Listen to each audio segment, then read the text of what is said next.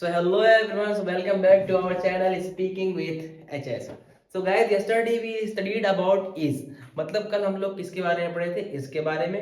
और उससे पहले वाली वीडियो में पढ़े थे आर के बारे में, और उस फर्स्ट वीडियो हम लोगों ने पढ़ा था एम के बारे में। ठीक है, और इज एम आर के बारे में हम लोगों ने ये पढ़ा था कि जहां पे भी कोई काम चल रहा हो वहां पे किस क्या होता है? Is am are. क्या यूज होता है? Is am are. मतलब अगर कोई भी काम कॉन्टिन्यूअस में हो प्रेजेंट में, मतलब कोई भी काम चल रहा हो प्रेजेंट में, तो वहां पे इज एम आर आना ही आना है। बिना इज एम आर के वो काम बनने वाला है ही नहीं। तो चलिए इसे थोड़ा सा रिकैप कर लेते हैं, इसे थोड़ा सा जान लेते हैं अच्छी तरीके से वन शॉट में। और वन शॉट में हमारे बताने वाले इज एम आर तीनों एक साथ। ठीक है, जिसको पूरा डिटेल में समझना है इस क्या होता है, एम क्या होता है, आर क्या होता है, तो हमारे चैनल पे इसकी अलग अलग वीडियो पड़ी है।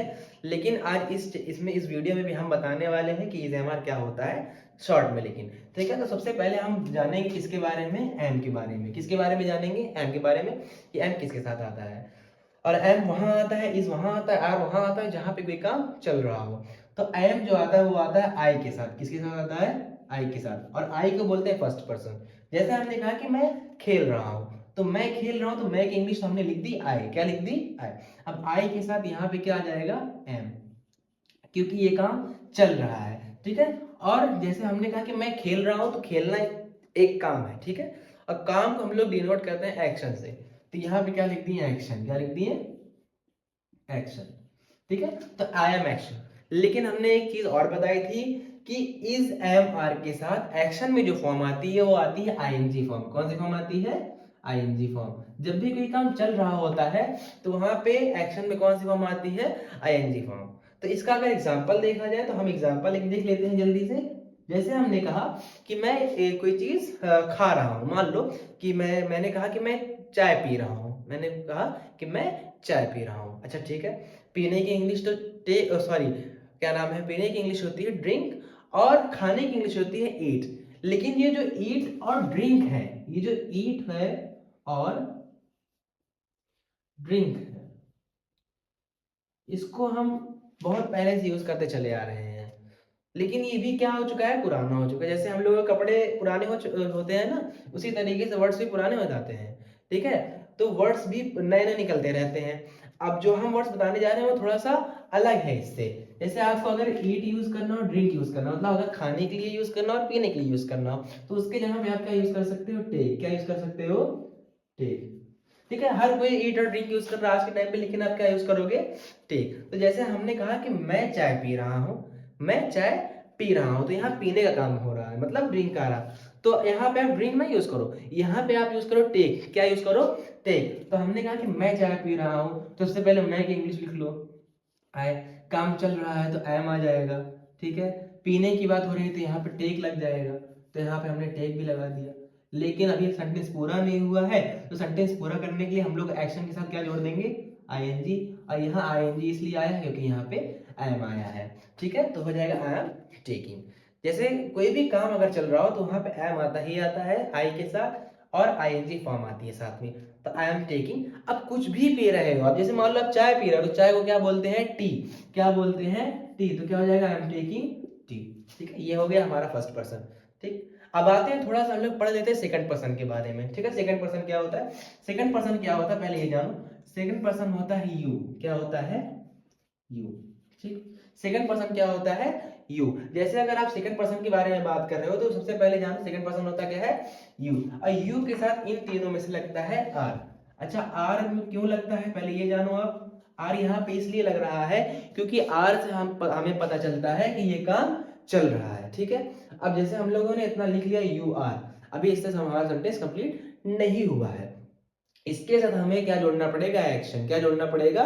एक्शन। मतलब जब भी कोई काम हम लोग करेंगे तो वहां कोई ना कोई एक्शन जरूर आएगा, तो वहां पे आएगा एक्शन। क्या आएगा? एक्शन। और हमने आपको बताया भी था कि एक्शन के साथ क्या आती है? ING form is am are के साथ क्या आ जाती है? ING form. तो क्या हो जाएगा? You are action ING. ठीक है, जैसे हम एक एग्जांपल ले लेते हैं। जैसे अब एग्जांपल में एक नई मीनिंग बता देते हैं। जैसे आप मान लो कि आप पहनने के लिए क्या यूज करते हो? नॉर्मल सा वर्ड यूज करते हो, वियर। क्या यूज करते हो? वियर। ठीक है, ये नॉर्मल सा वर्ड हो गया है। सब लोग बोलते हैं कि I am wearing shirt, I am wearing T shirt, सब बोलते हैं। लेकिन आप वियर के जगह यूज कर सकते हो पुट ऑन। क्या यूज कर सकते हो? Put on. वियर की जगह क्या यूज कर सकते हो? Put on. जैसे अगर हमको बोलना है कि मैं शर्ट पहन रहा हूँ, तो मैं एक इंग्लिश लिख दो आई। क्या लिख दो? आई। और आई के साथ क्या लिख दो? I am. ठीक। अब यहाँ पे एक्शन जो है पुट है, क्या है? पुट। तो पुट में हम लोग क्या जोड़ देंगे? आईएनजी। तो क्या हो जाएगा? पुटिंग। और जब पुटिंग में आईएनजी जोड़ेंगे तो यहाँ पे डबल टी लगता है, तो पुटिंग ऑन, मतलब मैं पहन रहा हूँ। अब आगे कुछ भी लग दो, जैसे हमने कहा कि मैं कैप पहन रहा हूँ, मैं शूज पहन रहा हूँ, जैसे हमने कहा कि मैं शूज पहन रहा हूँ, लिख दो I am putting on shoes. इसी तरह सेम इसमें समझ लो, जैसे हमने कहा कि तुम शूज पहन रहे हो, तुम की इंग्लिश क्या होती है? यू। तुम की इंग्लिश क्या होती है? यू। और यू के साथ क्या जाता है? आर। ठीक है, क्योंकि काम चल रहा है तभी आर आया है। और उसके बाद एक्शन लगाएंगे मतलब पुटिंग, तो यहाँ पे क्या हो जाएगा? You are putting